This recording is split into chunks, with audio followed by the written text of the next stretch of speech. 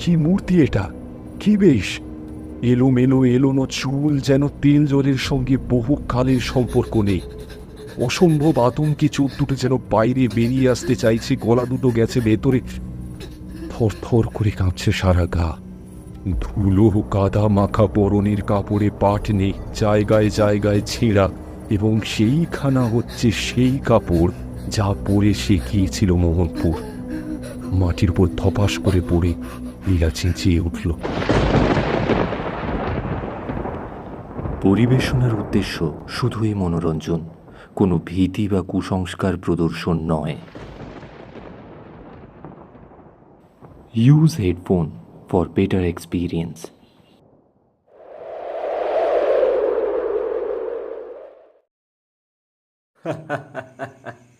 এরকম রহস্যময় ছবি তুমি বোধহয় আগে কখনো দেখোনি, তাই না? না, ছবিতে চিত্রকর কি দেখাতে চায়? বৈঠকখানায় ঢুকেই একখানা বড় তৈলচিত্র দেখে তার দৃষ্টি আকৃষ্ট হলো। মনে হচ্ছে এখানে কাল্পনিক ছবি নয়, ছবিতে যে দৃশ্য রয়েছে এই পৃথিবীর উপর একদিন সত্য সত্যই তার অভিনয় হয়ে গিয়েছে। চিত্রের বিষয়বস্তু এই: চারিধারে অন্ধকার, একটি তরুণী, তার ঊর্ধ্বত্থিত ডান হাতে সেকেলে লণ্ঠন। তরুণীর দেহের অন্যান্য অংশ অন্ধকারের ভেতরে প্রায় মিলিয়ে গিয়েছে, কেবল ভালো করে দেখা যাচ্ছে তার মুখখানি। অপূর্ব জীবন্ত সৌন্দর্য ভরা সেই মুখ। পটের একপাশে খানিক স্পষ্ট খানিক অস্পষ্টভাবে দেখা যাচ্ছে আরেক মূর্তি। সে যুবক, এবং তার মুখে চোখে ফুটে উঠেছে বিষম বিস্ময়। সুন্দরী লণ্ঠনের আলোতে যুবক বোধহয় এমন কোনো দৃশ্য দেখতে পেয়েছে যা দেখলে মানুষের হাড় হিম হয়ে আসে।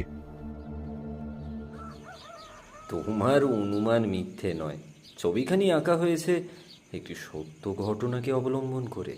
কি সে ঘটনা? ভয়ঙ্কর। এই ছবিতে ফুটেছে একটি বিয়োগান্ত নাটকের শেষ দৃশ্য। ওই যে তরুণী, ওর নাম লীলা। ওই যে যুবক, ওর নাম আনন্দমোহন সেন। কে ওরা? আমার যতদূর মনে পড়ছে, লীলার বাবার নাম হয়তো চন্দ্রমোহন চৌধুরী, সেখানকার একজন সুবিখ্যাত মূর্তি চিত্রকর। আনন্দমোহন ছিল তাঁরই কৃতি ছাত্র। এই ছবিখানা দেখলেই তার কল্যাণ নৈপুণ্যের পরিচয় পাবে। কারণ এখানে তারই আঁকা। এরা কেউই আজ বেঁচে নেই। এখন গল্পটি কি শুনি। আমার বাবা আনন্দমোহনের নিজের মুখ থেকে গল্পটি শুনে আমাকে বলেছিলেন অনেক দিন আগে। বাবাকে আনন্দমোহন খুব ভালোবাসত, তাই মারা যাওয়ার সময় ছবিখানা তাকে উপহার দিয়ে গিয়েছিল। কিন্তু গল্পটি কি? একটু ধৈর্য ধরো। এমন রোদে ধোয়া সকালে এরকম গল্প অস্বাভাবিক বলে মনে হবে। অলৌকিক জমে নিরালা রাতের ছায়ায়।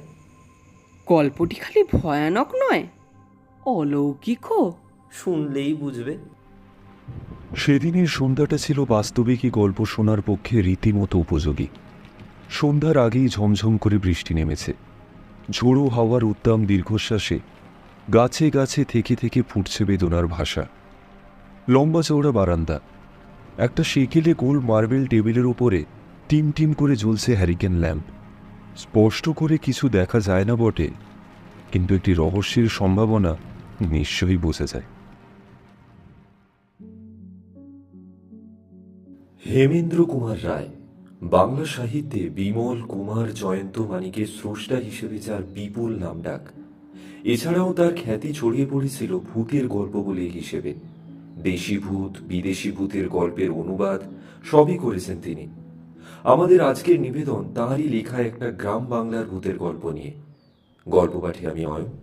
শুরু হচ্ছে মোহনপুরের মহারাজ।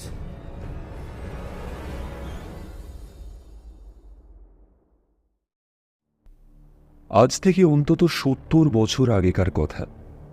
সেই সময়ে ফটোগ্রাফ তুলবার কৌশল আবিষ্কৃত হয়েছে বটে, তবে বাংলাদেশে তার প্রভাব একরকম ছিল না বললেও চলে। বাংলাদেশের প্রাচীন ধনী পরিবারের বসতবাড়ির ভেতরে গেলেই দেখা যাবে দেওয়ালের চারিদিকে টাঙানো রয়েছে বড় বড় তৈলচিত্রের পর তৈলচিত্র। অধিকাংশই হচ্ছে পূর্বপুরুষদের ছবি। আজকের ধনী এবং নির্ধনরাও সাধারণত ফটোগ্রাফের সাহায্যে নিজেদের নশ্বর চেহারাটা পৃথিবীতে বাঁচিয়ে রেখে যাবার চেষ্টা করে, কিন্তু সেকালে ছিল কেবল তৈলচিত্রের চলন। ধনীরা নিজেদের নশ্বর দেহগুলোকে অবিনশ্বর করবার জন্যে বড় বড় চিত্রকরকে আহ্বান করতেন। সেকালকার গরিব এবং সাধারণ গৃহস্থরা ইচ্ছা থাকলেও এ বিলাসিতাকে প্রশ্রয় দিতে পারত না, কারণ তৈলচিত্র আঁকতে যত টাকার দরকার তত টাকা থাকত না তাদের পকেটে বা ট্যাঁকে। চন্দ্রবাবু সেকালের একজন নামজাদা মূর্তি চিত্রকর ছিলেন। শিল্পী সমাজে তার ছিল ওস্তাদ বলে খ্যাতি এবং ধনী সমাজে তার ছিল অতিশয় সমাদর। নিজেদের খোলস অর্থাৎ বাইরের চেহারাটাকে অমর করবার প্রত্যাশায় সেকালকার অনেক রাজা, মহারাজা এবং জমিদার আশ্রয় গ্রহণ করতেন সাগ্রহে। চন্দ্রবাবুর ছাত্রও ছিল কয়েকজন। অবসরকালে তিনি তাদের চিত্র সম্বন্ধে শিক্ষা দিতেন এবং ছাত্রদের মধ্যে তার সবচেয়ে প্রিয় ছিল আনন্দমোহন। আনন্দ ছিল যাকে বলে অনাথ। তার বাড়ি, ঘর, আত্মীয় স্বজন কেউই ছিল না, কিন্তু আনন্দের চিত্রাঙ্কন পটুতা ও মিষ্ট প্রকৃতি দেখে তার প্রতি আকৃষ্ট হয়েছিলেন চন্দ্রবাবু। তাকে তিনি নিজের সংসারে আশ্রয় দিয়েছিলেন বাড়ির ছেলের মতো। এ হচ্ছে 70 বছর আগেকার কথা। তখন কলকাতা শহরেও ছিল না ইলেকট্রিক, মোটর, বাস এবং অন্যান্য আধুনিক যুগের লক্ষণ। আসল গল্প শুরু করবার আগে এখানে আরও একটি কথা বলে রাখি। চন্দ্রবাবুর একটি মেয়ে ছিল, লীলা। লীলার বয়স হয়েছিল 16-17। তখনকার দিনে এত বয়সের কুমারী কন্যার সংখ্যা ছিল খুবই অল্প। কেবল পরমা সুন্দরী বললেও লীলার রূপের কথা ঠিকমতো বোঝানো যায় না। সে ছিল অদ্ভুত রূপসী। রং, গড়ন, মুখ চোখ ছিল এমন ধারা যে খুঁজলেও তার জোড়া মিলত না। তার উপরে লীলার প্রকৃতিও ছিল অতি মধুর, অতি নম্র। সুতরাং এমন একটি মেয়ের দিকে যে আনন্দ আকৃষ্ট হবে, এই হচ্ছে খুব সহজ কথা। মনে মনে সে অদূর ভবিষ্যতে লীলাকে নিজের সহধর্মিণী রূপেও কল্পনা করত। লীলাও বোধহয় এটুকু বুঝতে পারত, যদিও আনন্দ কোনোদিনই মুখে প্রকাশ করেনি তার মনের কথা। আনন্দ ও লীলা ছিল এক জাতেরই লোক, তবু আপাতত লীলার সঙ্গে যে তার বিবাহের প্রসঙ্গ ওঠাও অসম্ভব, এ সত্য আনন্দের অজানা ছিল না। সে হচ্ছে অনাথ, পরের আশ্রয়ে বাস করে। সে লীলাকে বিয়ে করতে চাইলে চন্দ্রবাবু হয় খাপ্পা হয়ে উঠবেন, নয় হেসেই উড়িয়ে দেবেন এমন অদ্ভুত প্রস্তাব। অতএব নিজেকে যথাসম্ভব তাড়াতাড়ি তৈরি করে তোলবার চেষ্টা করছিল আনন্দ। তখন সন্ধ্যা হয়। অন্যান্য ছাত্ররা বিদায় নিয়েছে। চিত্রশালার মধ্যে কাজ করছে আনন্দ একাকী। একখানি বড় ঘর দোতলার উপরে। এখানে সেখানে দেওয়ালের উপর রয়েছে অনেকগুলো ছোট বড় সম্পূর্ণ বা অসম্পূর্ণ ছবি, সবই তৈলচিত্র। তখনকার দিনে শিক্ষিত বাঙালি চিত্রকররা সাধারণত জলীয় রং বা ওয়াটার কালার ব্যবহার করতেন না। জলীয় রং ব্যবহার করত যারা, শিক্ষিতরা অবজ্ঞা করে তাদের ডাকতেন পটুয়া বলে। বাংলাদেশের আধুনিক শিক্ষিত সমাজে জলীয় রঙের প্রাধান্য স্থাপন করেন সর্বপ্রথম শিল্পাচার্য অবনীন্দ্রনাথ। তাড়াতাড়ি স্বাধীন হওয়ার জন্যে আনন্দমোহন পরিশ্রম করত খুব। অন্যান্য ছাত্ররা ছুটি নিয়ে চলে গেলে পরও সে অনেকক্ষণ ধরে চিত্রশালায় রং আর তুলি নিয়ে নিযুক্ত থাকত। কোনো খেয়ালি ক্রেতার ফরমাসে সে আঁকছিল একখানা অদ্ভুত ছবি, নরকের দৃশ্য। যমদূতেরা জৈনিক পাপীকে ধরে অগ্নিকুণ্ডের মধ্যে নিক্ষেপ করতে উদ্যত হয়েছে। পাপীর মূর্তি প্রায় সম্পূর্ণ হয়ে এসেছে, কিন্তু আনন্দ বিপদে পড়েছে যমদূতগুলোকে নিয়ে। জ্যান্ত মানুষের সঙ্গে যমদূতের পরিচয় হয় না। আনন্দ কখনো দেখেনি যমদূত। তাদের চেহারা যে ঠিক কী রকম হওয়া উচিত, আনন্দ কিছুতেই তা ধারণা আনতে পারছে না। বিলাতি ছবিতে এম্প, ডিমন ও ডেভিল প্রভৃতিকে দেখেছে। তাদের কালো কালো প্রায় মানুষের মতন চেহারা, কিন্তু তাদের মাথায় থাকে শিং, পেছনে থাকে লেজ এবং পায়ে থাকে গরু প্রভৃতির মতন খুর।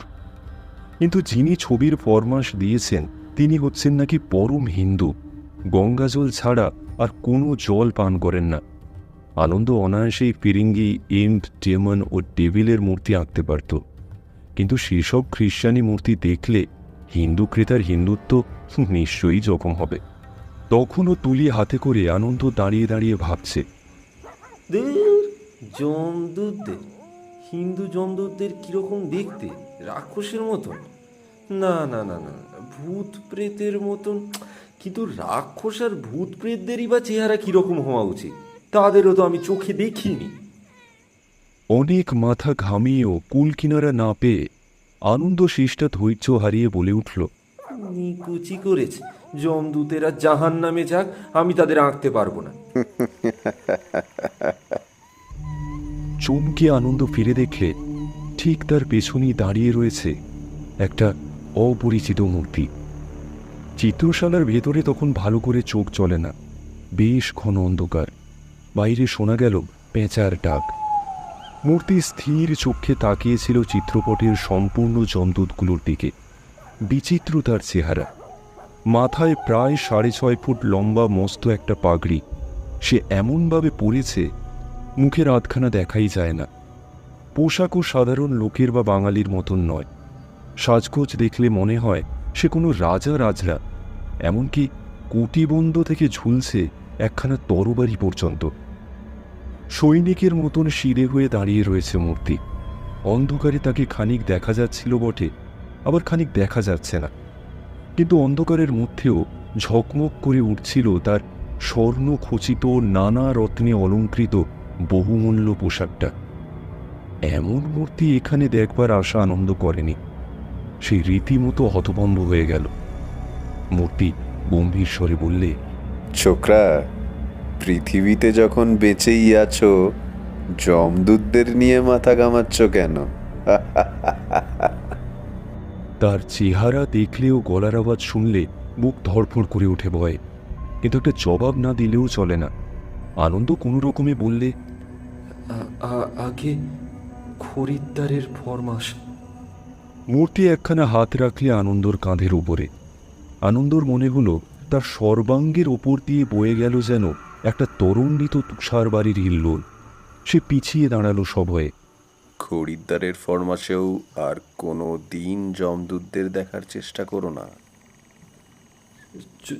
চন্দ্রবাবুর কাছে আপনার কোনো দরকার আছে?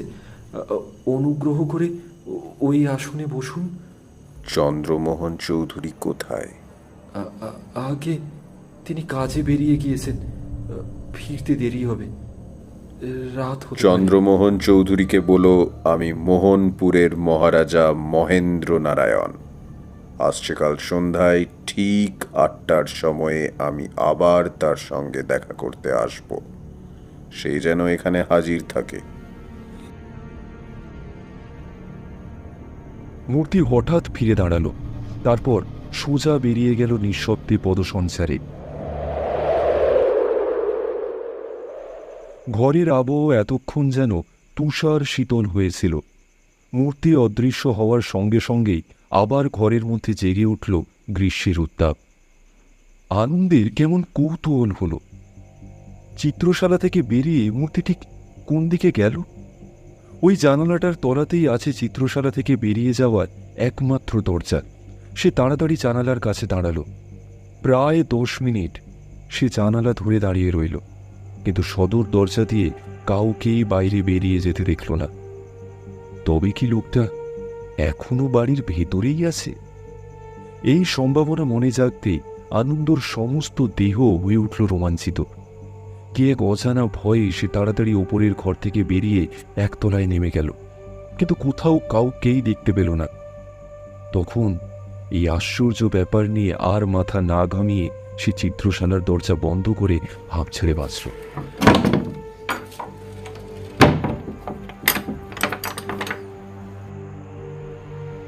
সেই রাত্রি আনন্দ আগন্তুকের কথা চন্দ্রবাবুকে জানালে। চন্দ্রবাবু একটু বিস্মিত হয়ে বললেন, মোহনপুরের মহারাজা মহেন্দ্র নারায়ণ? কখনো তার নাম পর্যন্ত শুনিনি। কি যান তিনি? নিশ্চয়ই আমার হাতে তার রাজ্যভার সমর্পণ করতে আসবেন না। বোধ হয় তার একখানা ছবি আঁকাতে চান। বেশ, কাল যথাসময়েই মহারাজা বাহাদুরকে সসম্মানে অভ্যর্থনা করবার জন্যে চিত্রশালায় উপস্থিত থাকব।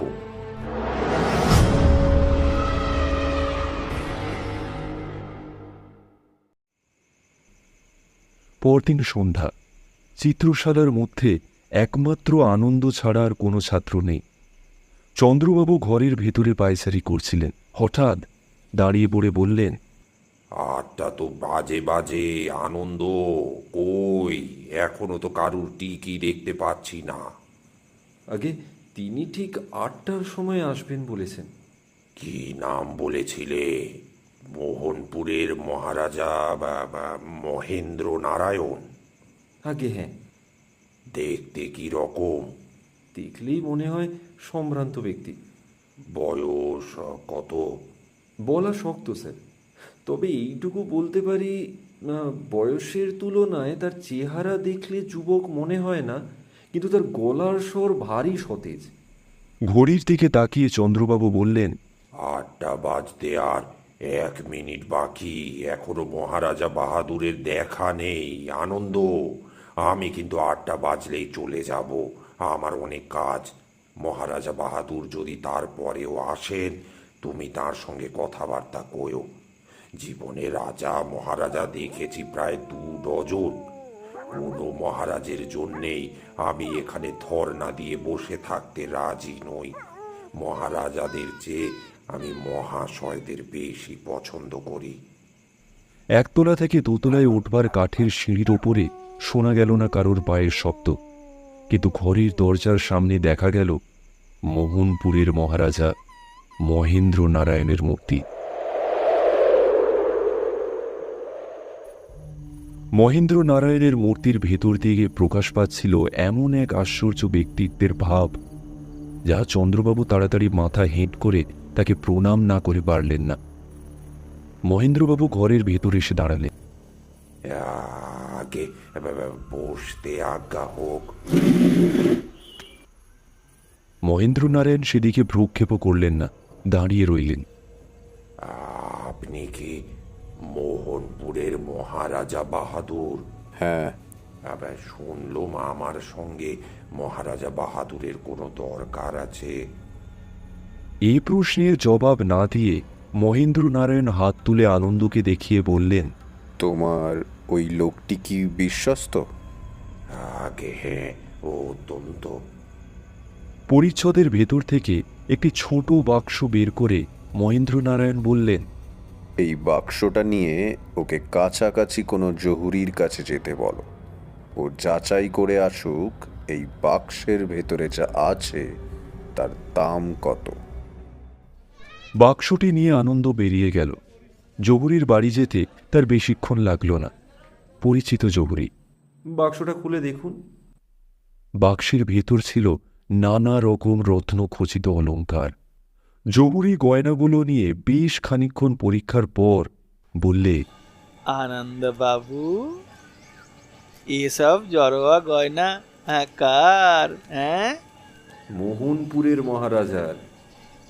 আশ্চর্য, এরকম জড়োয়া গয়না একালেও কেউ ব্যবহার করে নাকি? গয়নাগুলো কি ভালো নয়? ভালো নয় বলেন কি?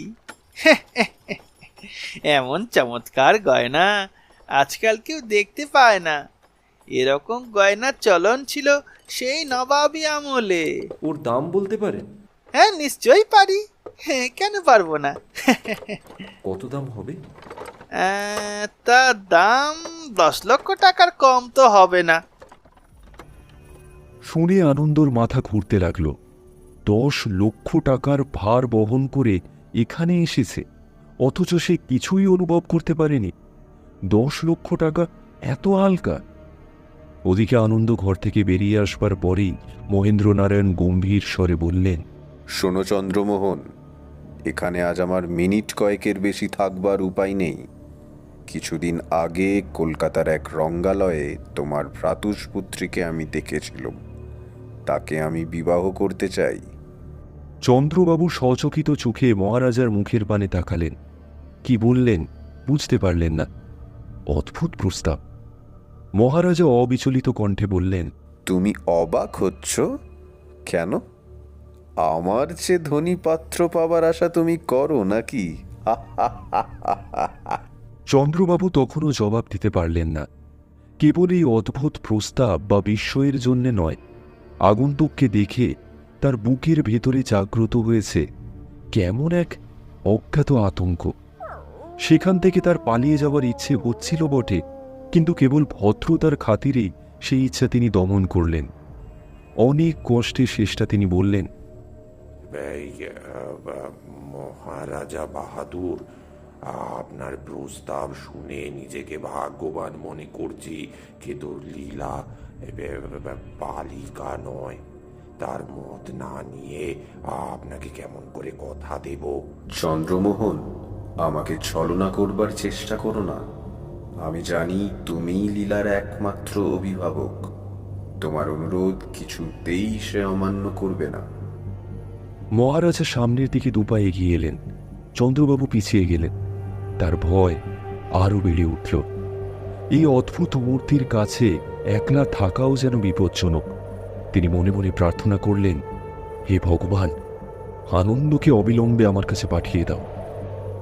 মহারাজা অধীর কণ্ঠে বললেন, বলো বলো, তোমার মত কি বলো। কিন্তু মহারাজা, আপনার জাতি আমার জাতি? তুমি কি জানো না রাজা রাজোড়ারা সব জাতেই বিবাহ করতে পারে?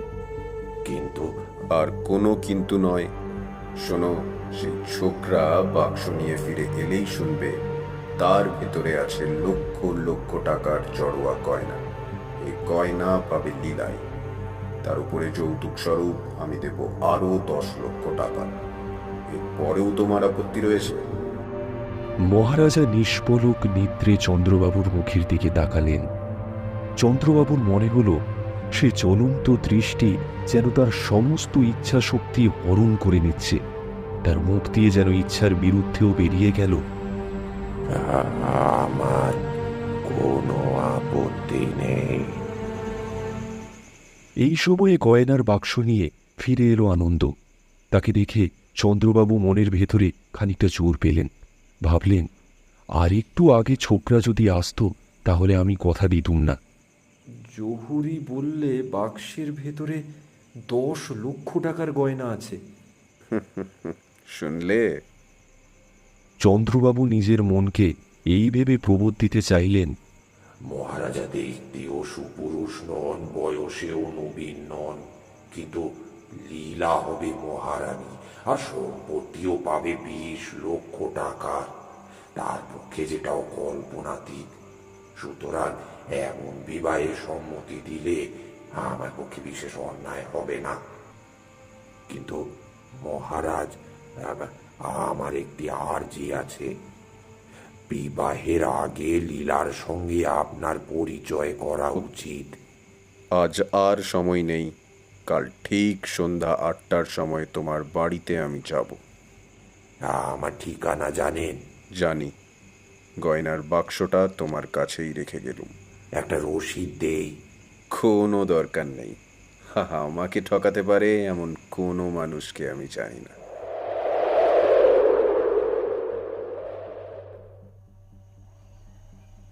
চন্দ্রবাবুর মনে হল ঘরের ভেতর থেকে বেরিয়ে গেল যেন একটা অপার্থিব ছায়া। আনন্দ নিজের সন্দেহ ভঞ্জনের জন্যে আজও গিয়ে দাঁড়ালো জানালার ধারে। আজও মহারাজা বাহাদুরকে সদর দরজা দিয়ে বাইরে বেরোতে দেখল না। ব্যাপারটা বড়ই আশ্চর্য, বড়ই অদ্ভুত, বড়ই ভয়াবহ। কিন্তু মুখে সে কিছুই প্রকাশ করলে না। আর এসব কথা নিয়ে আলোচনা করবার মতন মনের অবস্থাও ছিল না তার। সে বুঝলে তার সুখের মেঘে আগুন লাগতে আর দেরি নেই। যাকে কেন্দ্র করে তার ভবিষ্যতের সমস্ত আশা আকাঙ্ক্ষা বিকশিত হয়ে উঠেছিল, এইবারে সেই দেবীকে বিসর্জন দিতে হবে অশ্রু জলে। তবু সে স্বার্থপর হতে চায় না। লীলা যদি সুখী হয়, হোক সে মোহনপুরের মহারানী। পরের দিন সন্ধ্যা 8টার কিছু আগে চন্দ্রবাবু অতিথি সৎকারের জন্যে আহার্যের আয়োজন করেছিলেন প্রচুর। ডিমের পরোটা, লুচি, পোলাও, মাংস, 3 রকমের মাছ, 3 রকমের নিরামিষ তরকারি, রুই মাছের ডিমের চাটনি, ইলিশ মাছের ডিম ভাজা, সন্দেশ, রসগোল্লা, দই, রাবড়ি ও ছানার পায়েস প্রভৃতি। লীলা নিজের হাতে সারা দিন ধরে এইসব রেঁধেছে। যদিও এখনো সে জানে না যে অতিথি আসছেন তার সঙ্গে তার ভবিষ্যতের সম্পর্ক কি। আনন্দও তার কাছে কোনো কথা ভাঙেনি।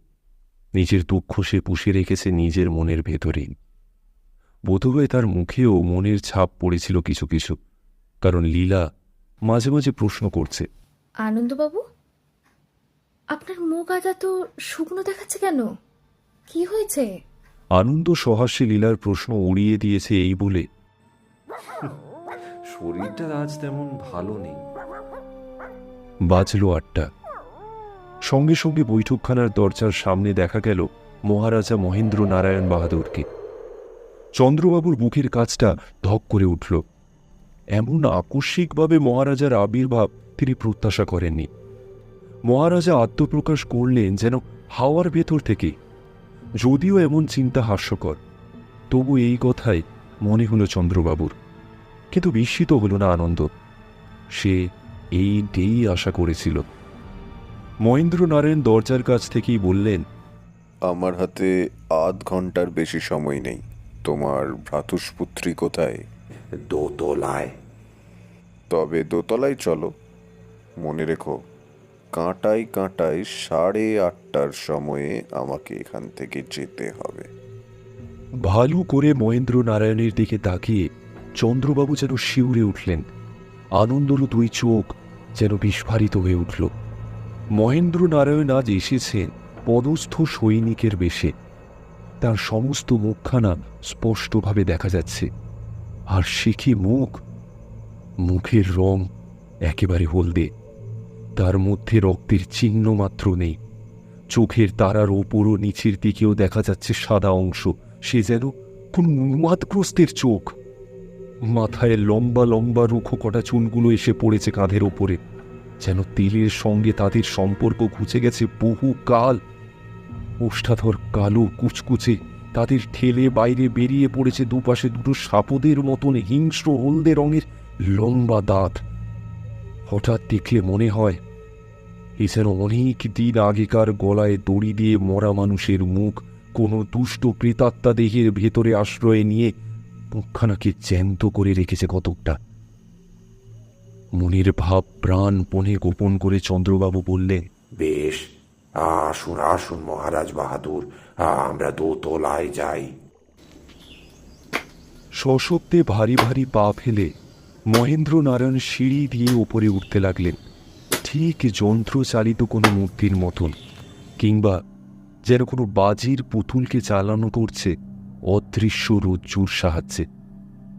ওপরের ঘরে বসেছিল লীলা। মহেন্দ্র নারায়ণকে দেখে সে চমকে আড়ষ্ট হয়ে রইল কাঠের মতন। আবার লীলা, ইনি হচ্ছেন মোহনপুরের মহারাজা বাহাদুর। লীলা নিজেকে সামলে নিয়ে তাড়াতাড়ি দাঁড়িয়ে উঠে 2 হাত জড়ো করে প্রণাম করলে। মহেন্দ্র নারায়ণ প্রায় 8 মিনিট ধরে লীলার দিকে তাকিয়ে স্তব্ধ হয়ে দাঁড়িয়ে রইলেন। তারপর হঠাৎ ফিরে পাশের ঘরের দিকে তাকিয়ে বললেন, চন্দ্রমোহন, একবার ওই ঘরে আমার সঙ্গে এসো। এবার যে যাচ্ছি মহারাজা বাহাদুর। আপনার যখন সময় নেই তখন তাড়াতাড়ি খাওয়ার ব্যবস্থাটা করে যাই। মহেন্দ্র নারায়ণ অত্যন্ত বিস্মিত স্বরে বললেন, খাবার? আবার মহারাজা বাহাদুর, আপনাকে খাওয়াবার শক্তি আমার কোথায়? ওই সামান্য আয়োজন। সামান্য বা অসামান্য কোনো খাদ্যই আমি গ্রহণ করতে পারবো না। সে কি, লীলা এত কষ্ট করে রেঁধেছে। বাজে সময় নষ্ট করো না, পাশের ঘরে চলো। অগত্যা আর বাক্যব্যয় না করে মহেন্দ্র নারায়ণকে নিয়ে চন্দ্রবাবু পাশের ঘরে গিয়ে ঢুকলেন। এখন কি আদেশ বলুন? এই নাও 10 লক্ষ টাকার নোট। লীলাকে আমি সঙ্গে নিয়ে মোহনপুরে ফিরে যেতে চাই। বিবাহ না করে? আমাদের বংশের নিয়ম, পাত্র রাজধানীতে নিয়ে গিয়ে পাত্রীকে বিবাহ করবে। মহারাজার রাজ্যের কথা জানি না, কিন্তু এ দেশে ও নিয়ম অচল। মহেন্দ্র নারায়ণ সিধে হয়ে দাঁড়ালেন। মাথায় তিনি যেন উঁচু হয়ে উঠলেন আরও 1 ফুট।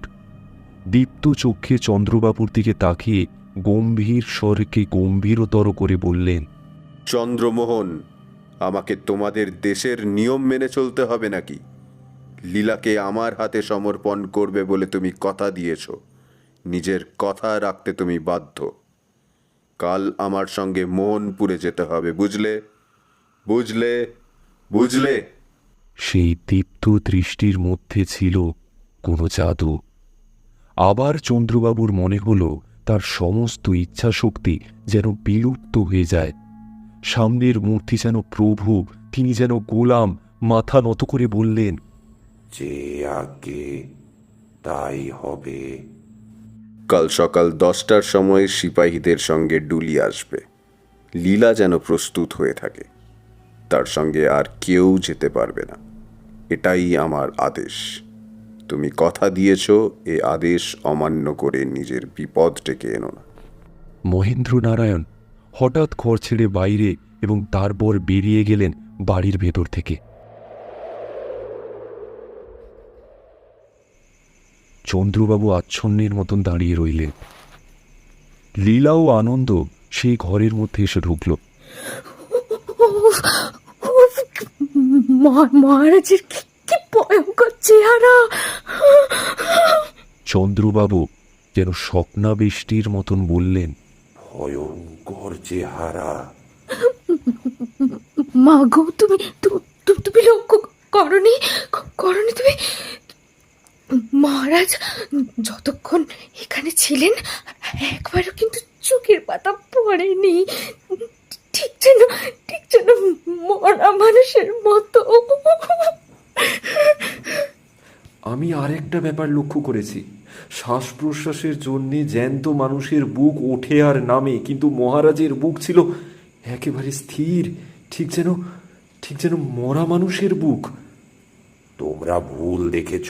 মরা মানুষ কখনো চলে ফেরে, কথা কয়। সে কথা সত্যি, কিন্তু আমি যদি একটিও রাজ্য পাই, তাহলেও তোমার এই মহারাজ বাহাদুরকে আবার চোখে দেখতেও আমি রাজি নই। না না না না। আমি বললেও রাজি হবি না মা? লীলা আদর করে 2 হাতে তার গলা জড়িয়ে ধরে বললে, তুমি বললে সব পারি, সব। তাহলে শুনে রাখ, ওই মহারাজা বাহাদুরের সঙ্গে তোর বিয়ে হবে, আমি কথা দিয়েছি। লীলা দারুণ বিস্ময়ে চমকে উঠল।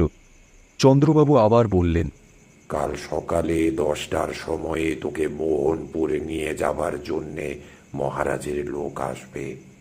সঙ্গে আমরা কেউ থাকবো না, তোর বিয়ে হবে মোহনপুরেই।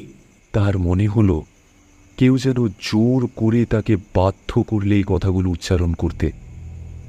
লীলা চেয়ে রইল বিস্ফারিত চোখে। লীলা কিছু বললে না, কেবল মাথা নত করলে। লীলা মোহনপুর চলে গিয়েছে। তার অভাবে সমস্ত বাড়িখানা ঠেকেছে ফাঁকা ফাঁকা। চন্দ্রবাবুর আর কিছু ভালো লাগে না। নিজেকে তার অপরাধী বলে মনে হয়।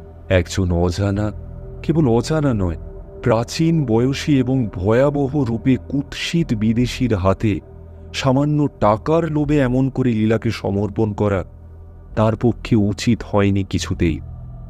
না জানি তিনি লীলার চোখে হীন হয়ে পড়েছেন কতখানি। কিন্তু লীলা তো কিছুই জানে না, তার কোনো উপায়ও ছিল না। মহেন্দ্রনারায়ণ নিশ্চয়ই মায়াবী।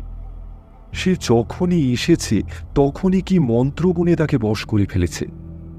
তার সামনে তিনি হারিয়ে ফেলতেন নিজের সমস্ত নিজস্ব। তার হাতে লীলাকে তিনি তুলে দিয়েছে নিজের সম্পূর্ণ অজ্ঞাতসারে। লীলার সঙ্গে দেখা হলে এই সত্যটাই তাকে বুঝিয়ে দিতে হবে। আনন্দ যে মনমরা হয়ে আছে সে কথা বলাই বাহুল্য। চন্দ্রবাবুর বাড়িতেও সে খুব অল্পক্ষণই থাকে। চিত্রশালায় গিয়ে দিনের অধিকাংশ সময়ে সে কাজকর্মের মধ্যে ডুবে থেকে ভুলবার চেষ্টা করে লীলার অভাব। 3 দিনের কাজ সে শেষ করে ফেলে একদিনে। প্রায় 1 মাস কেটে গেল, লীলার কোনো খবর নেই। একদিন আনন্দকে ডেকে চন্দ্রবাবু বললেন, ব্যাপার বড় ভালো বুঝছি না আনন্দ। কি ব্যাপার? যাবার সময়ে লীলা বলে গিয়েছিল নিয়মিতভাবে চিঠি লিখবে, কিন্তু 1 মাসেও তার একখানা চিঠিও এলো না। এর কারণ কি? হয়তো তার অসুখ করেছে। আমারও সেই ভাবনা হচ্ছে।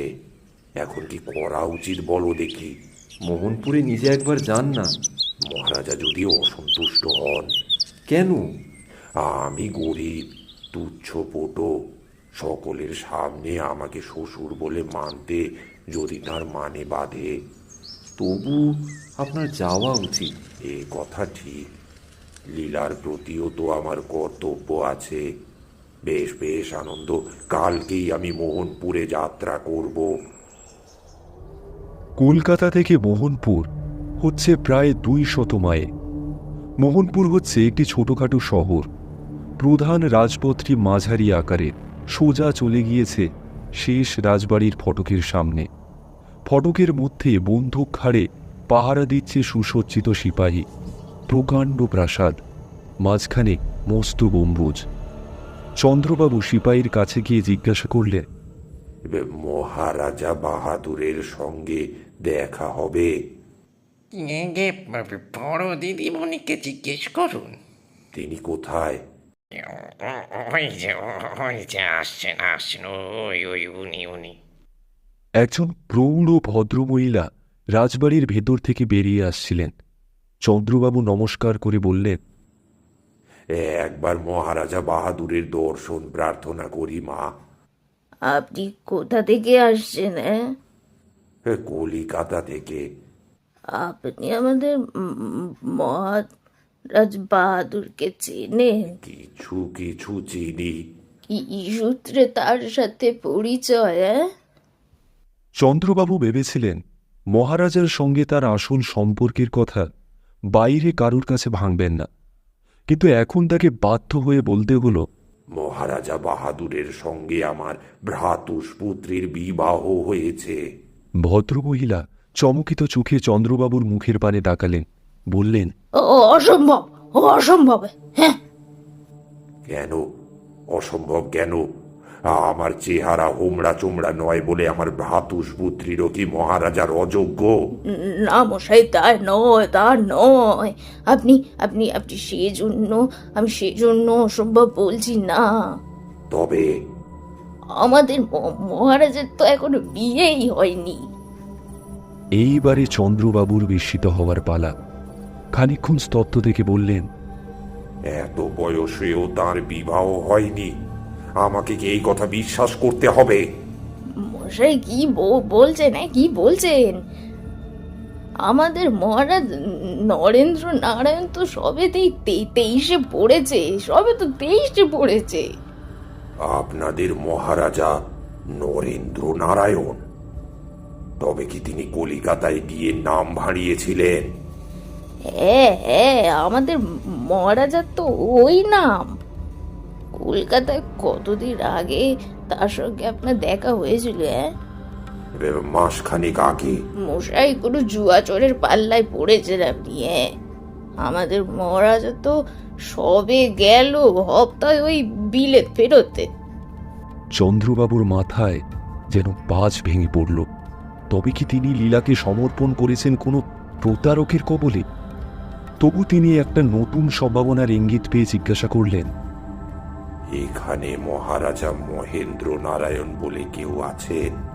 একালে তো নেই, সেকালে ছিলেন। মানে? মহারাজা মহেন্দ্র নারায়ণ ছিলেন বর্তমান মহারাজার পিতামহ। 60 বছর আগে তার ওই মৃত্যু হয়েছে। চন্দ্রবাবু সেইখানে দাঁড়িয়ে রইলেন মন্ত্রাচ্ছন্ন স্তম্ভিতের মতন।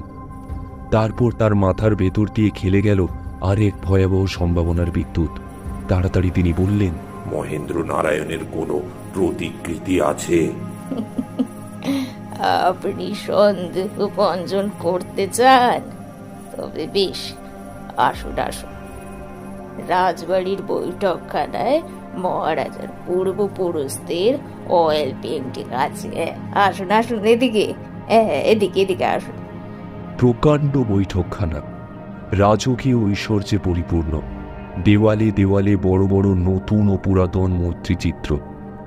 একদিকে অঙ্গুলি নির্দেশ করে ভদ্রমহিলা বললেন, ও মশাই সাড়া দিচ্ছেন না কেন?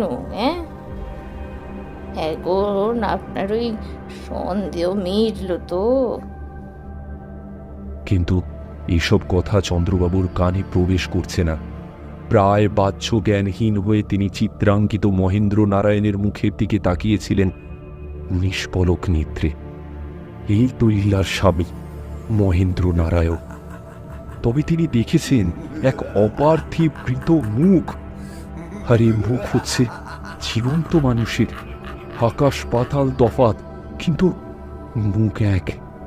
চন্দ্রবাবুর মনে হলো ছবির মহেন্দ্র নারায়ণ যেন তার দিকে তাকিয়ে ক্রূর উপহাসের হাসি হাসলেন। হ্যাঁ, কি বলছেন? হ্যাঁ, 1 মাস আগে এই মূর্তি আমার বাড়িতে গিয়েছিল। পাগলের মতন এই প্রলাপ বকবেন না তো, যান।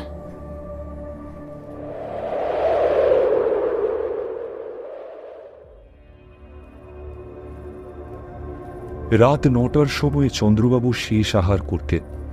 সেদিনও আনন্দের সঙ্গে তিনি আহারে বসেছিলেন। গতকাল তিনি মোহনপুর থেকে কলকাতায় ফিরেছেন। তার মুখ থেকে সব শুনেছে আনন্দ। দুজনেরই মনের অবস্থা ভালো নয়। কথা নেই কারোর মুখেই। হঠাৎ সজোরে বেজে উঠল সদর দরজার কড়া। তারপর হলো দরজা খোলার শব্দ। চন্দ্রবাবু বিরক্ত কণ্ঠে বললেন, বেয়ারা, কেন দরজা খুলে দিলে? এত রাতে কে আবার জ্বালাতে এলো? সিঁড়ির ওপরে লঘুপদের দ্রুত শব্দ শোনা গেল।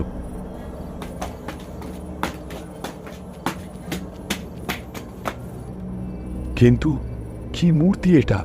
কি বেশ! এলোমেলো এলোনো চুল, যেন তেল জলের সঙ্গে বহুকালের সম্পর্ক নেই। অসম্ভব আতঙ্কে চোখ দুটো যেন বাইরে বেরিয়ে আসতে চাইছে, গলা দুটো গেছে ভেতরে। থরথর করে কাঁপছে সারা গা।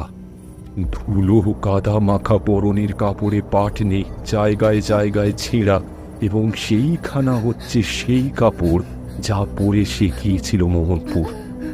মাটির উপর ধপাস করে পড়ে লীলা চেঁচিয়ে উঠল,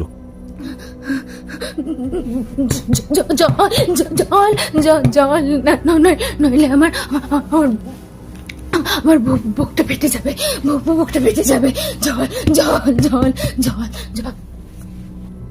আনন্দ তাড়াতাড়ি জল এনে দিল। সে একসঙ্গে ঢকঢক করে 3 গ্লাস জল খেয়ে ফেলল, যেন তার নির্জল মরুযাত্রীর তৃষ্ণা। আবার সে চেঁচিয়ে উঠল, খাবার খাবার খাবার খাবার খাবার খাবার খাবার খাবার, নইলে নইলে নইলে আমি মরে যাব, মরে যাব, আমি মরে যাব, মরে যাব, মরে যাব, মরে যাব, মরে যাব, মরে যাব। চন্দ্রবাবু নিজের খাবারের পাত্রগুলো তখনই তার থেকে ঠেলে দিলেন। সে 2 হাতে কোকড়াসে খাবারগুলো খেতে লাগলো। খাওয়া শেষ হলে পরও যেন তার খিদে মিটল না। নিজেই হুমড়ি খেয়ে আনন্দর খাবারের পাত্রগুলো টেনে নিয়ে আবারও 2 হাতে খেতে আরম্ভ করল, যেন তার দুর্ভিক্ষের ক্ষুধা। চন্দ্রবাবু নির্বাক বিস্ময়ে লীলার প্রকৃতি বিরুদ্ধ এই অস্বাভাবিক আচরণ লক্ষ্য করতে লাগলেন। আনন্দ পানাহার শেষ করে সে ভীতস্বরে বলে উঠল, সব কথা পরে হবে, পরে হবে। যদি আমাকে বাঁচাতে চাও, শিগগির একটা ভালো রোজা ডেকে আনো। একটু দেরি করো না, একটু না।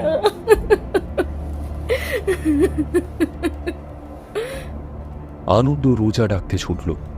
সেই পাড়াতেই এক বিখ্যাত রোজার বাড়ি ছিল।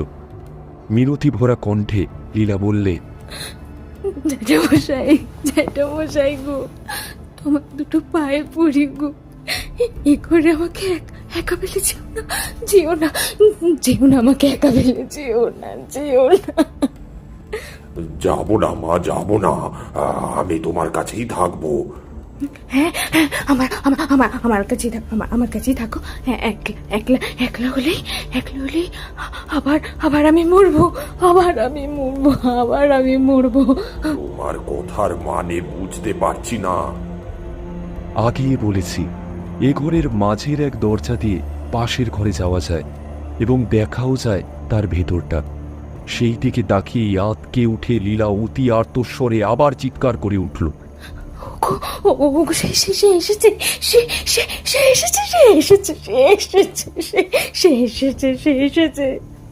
চন্দ্রবাবু সবিস্ময়ে বললেন, কে এসেছে রে? তার নাম নেই, তার তার তার তার দেহ নেই, দেহ নেই, কিন্তু কিন্তু কিন্তু আছে, কিন্তু আছে, সে আছে। জ্যাঠামশাই, ও জ্যাঠামশাই, তুমি তুমি তুমি পচা মরার দুর্গন্ধ পাচ্ছ না? পাচ্ছ না তুমি পচা মরার দুর্গন্ধ? বলো না, বলো। চন্দ্রবাবু ভয় পেয়ে বললেন, কই, পাচ্ছি না তো। কিন্তু কিন্তু কিন্তু আমি পাচ্ছি। আমাকে সে ঠকাতে পারবে না। হ্যাঁ হ্যাঁ, আমাকে সে ঠকাতে পারবে না। আমি বলছি, শোনো শোনো না, শোনো। কার কথা বলছিস মা? সে আমাকে আবার আবার নিয়ে যেতে এসেছে। সে আমাকে না আবার নিয়ে যেতে এসেছে, আবার নিয়ে যেতে এসেছে। সে ওগো, সে কোথায় সে? ওইখানে দাঁড়িয়ে আছে। আমি ওকে স্পষ্ট দেখতে পাচ্ছি, ও বাবা, কি ভয়ানক, কি ভয়ানক! আমি ওকে স্পষ্ট দেখতে পাচ্ছি, স্পষ্ট। পাশের ঘরের দিকে ত্রস্ত চোখে তাকালেন চন্দ্রবাবু। হ্যাঁ, ওখানে সুদীর্ঘ ছায়ার মতন কি একটা দেখা যাচ্ছে বলেই তো বোধ হচ্ছে। তারপর ভালো করে দেখে বুঝলেন তার চোখের ভ্রম। ওপর থেকে সবুজ্জ্বল আলোর আধার ঝুলছে, ছায়া বা কায়া কোনো কিছুই নেই ওখানে, খালি ঘর। তুই ভুল দেখেছিস লীলা, ও ঘরে কেউ নেই। দুই বাহু দিয়ে চন্দ্রবাবুকে জড়িয়ে ধরে লীলা আকুল স্বরে বললে, আছে আছে আছে, আমি আমি আমি ওকে স্পষ্ট দেখতে পাচ্ছি। ও আমাকে আবার নিয়ে যাবে, আবার নিয়ে যাবে ও আমাকে। দেখো, আমাকে আবার নিয়ে যাবে। এমন সময়ে রোজাকে সঙ্গে করে আনন্দ পাশের ঘরে এসে দাঁড়ালো। রোজা ভেতরে এসেই বললে, আমি এই ঘরে কোনো দুষ্ট আত্মাকে অনুভব করছি। হ্যাঁ, কোনো সন্দেহ নেই, দুষ্ট আত্মা, পিশাচ।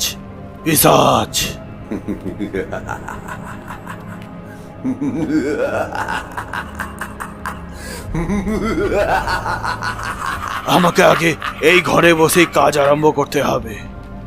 আনন্দ ভীত সন্দিগ্ধ নেত্রে পাশের ঘরে দাঁড়িয়ে চারিদিকে ফিরে ফিরে তাকাতে লাগলো, কিন্তু সন্দেহ করবার মতন কোনো কিছুই দেখতে পেল না। অথচ এইটুকু অনুভব করতে পারলে ঘরের ভেতরে সে এবং রোজা ছাড়া অন্য কোনো হিংস্র ভয়ানকের অস্তিত্ব আছে। উত্তেজনার পর উত্তেজনায় চন্দ্রবাবুর দেহ ক্রমেই নেতিয়ে পড়ছিল, কিন্তু সেই অবস্থাতেই রোজার কথা শুনে রোমাঞ্চিত হয়ে উঠল তার সর্বাঙ্গ। লীলা চোখের সামনে কি দেখতে পাচ্ছিল তা সেই জানে, কিন্তু এইবারে সে দুই চক্ষু দেওয়ালে ঠেসা নেড়িয়ে পড়ল। ওম হ্রিম ক্রিম চামুন্ডা বিচ্ছায় স্বাহা। রোজা মাটির ওপরে আসন পিড়ি হয়ে বসে মন্ত্র উচ্চারণ করতে উদ্যত হল, এবং ঠিক সেই মুহূর্তে ঘরের ভেতরে এসে ঢুকলো এক প্রবল দমকা হাওয়া। সঙ্গে সঙ্গে ছাদ থেকে বিলম্বিত আলোটা হলো নির্বাপিত।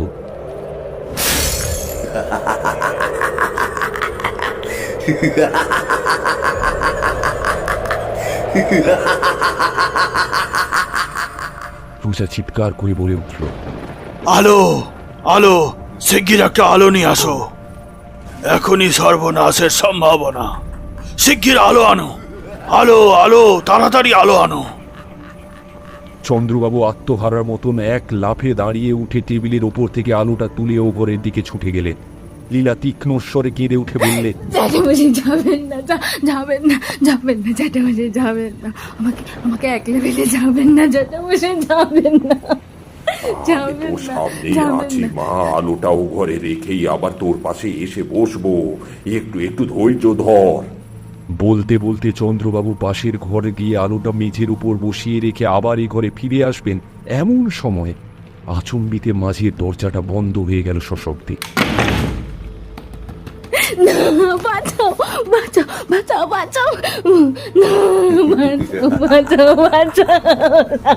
না, না।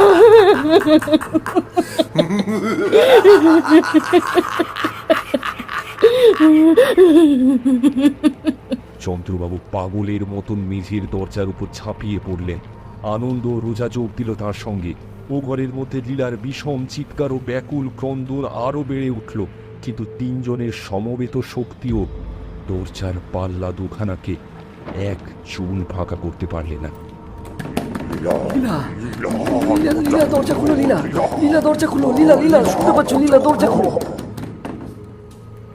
তারপরেই একেবারে স্তব্ধ হয়ে গেল লীলার কণ্ঠস্বর। এ ঘরের বারান্দার দিকে একটা দরজা খোলার শব্দ হলো, এবং তারপরেই অকস্মাৎ খুলে গেল মাঝের ঘরের বন্ধ দরজাটা। যারা প্রাণপণে দরজা ঠেলছিল তারাও সকলেই টাল সাবলাতে না পেরে খোলা দরজার সামনে দিয়ে ও ঘরের মেঝের ওপর হুমড়ি খেয়ে পড়ল। আলো এনে দেখা গেল ঘরের মধ্যে কেউ নেই। আনন্দ বারান্দায় যাওয়ার খোলা দরজা দিয়ে ছুটে গেল বাইরে। সেদিন উঠেছিল প্রতিপদের চাঁদ, চারিদিক করছে ধপধপ। বারান্দার তলাতেই একটা ছোট রাস্তা, তারপরে একটা পুষ্করিণী এবং তার ভাঙা ঘাট। সেই ভাঙা ঘাটের সামনে পুষ্করিণীর খানিকটা জল ঘুরছিল চক্রের পর চক্র দিয়ে, যেন এইমাত্র সেখানে কোনো ভারী জিনিস পড়েছে, কিংবা কেউ ছাপ খেয়ে অতলে দলিয়ে গিয়েছে।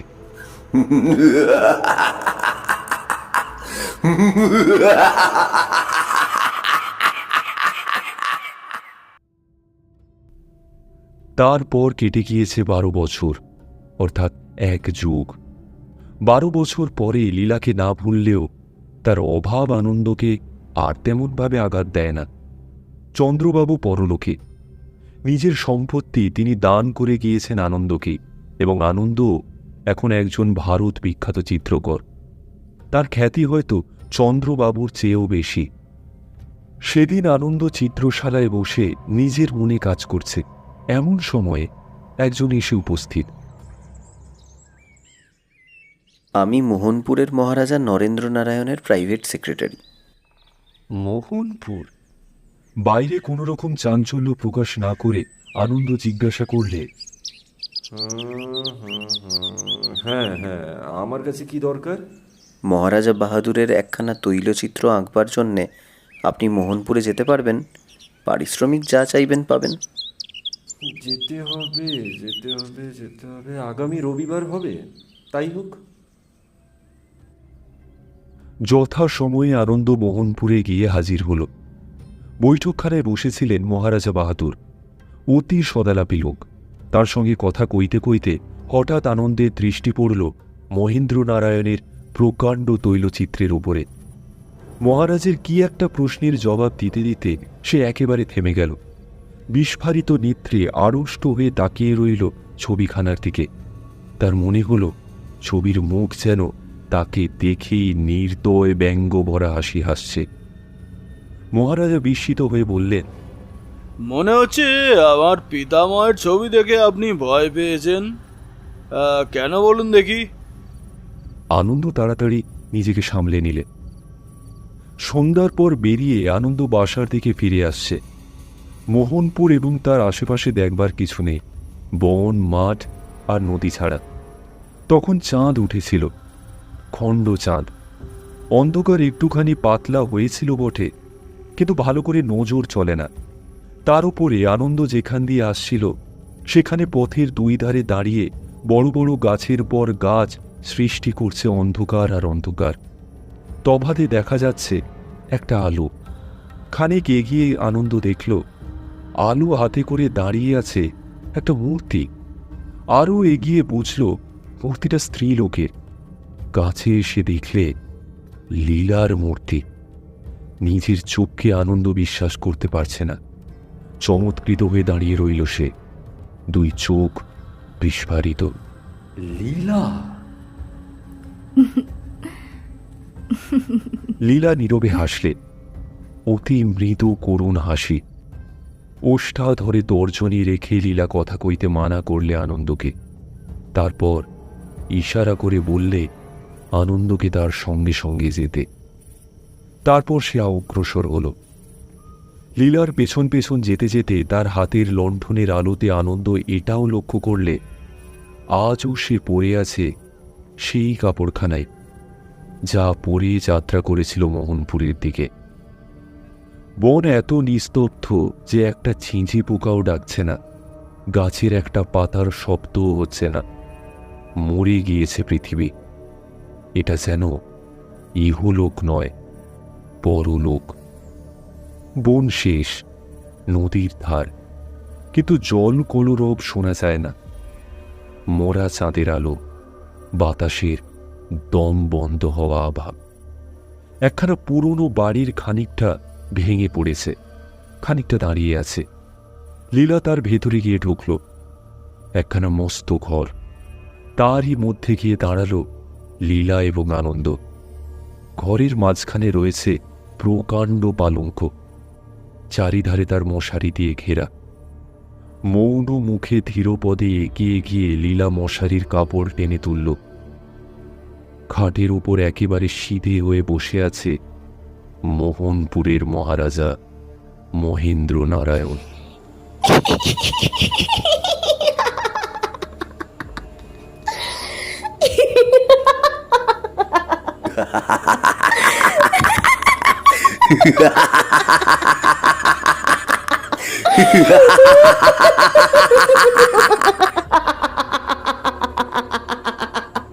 বিকট চিৎকার করে আনন্দ মূর্ছিত হয়ে পড়ল।